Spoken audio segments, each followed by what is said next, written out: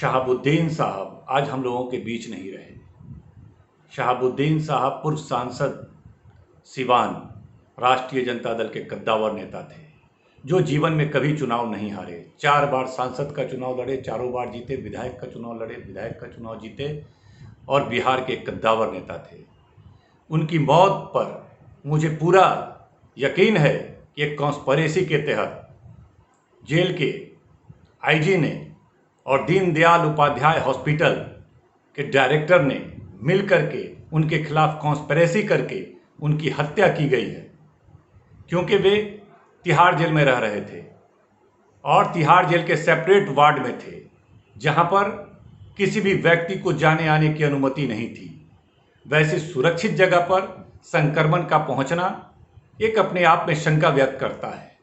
फिर भी मानते हैं कि वह संक्रमित अगर हुए तो उन्हें उनके कद के हिसाब से किसी बेहतर अस्पताल में भेजा जाना चाहिए था।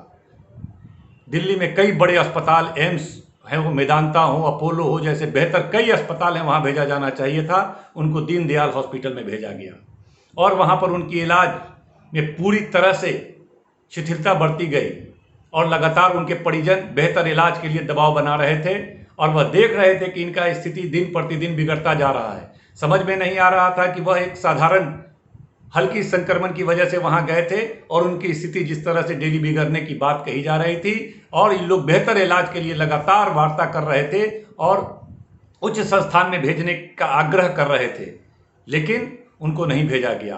अंत में उनके परिजनों ने हाईकोर्ट का सहारा लिया और हाईकोर्ट ने आदेश दिया कि उनको बेहतर से बेहतर इलाज दिया जाए।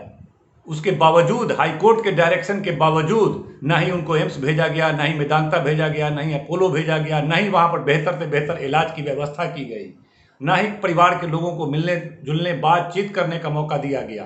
पूरी तरह से हम लोगों का मानना है और पूरा यकीन है कि जिस तरह से जेल आईजी का रवैया था और जिस तरह से जो दीनदयाल हॉस्पिटल के डायरेक्टर का रवैया था, इन तमाम लोगों ने एक कॉन्स्पिरेसी के तहत और कुछ ऊंची लोगों के मिली भगत से उनके खिलाफ हत्या की गई है।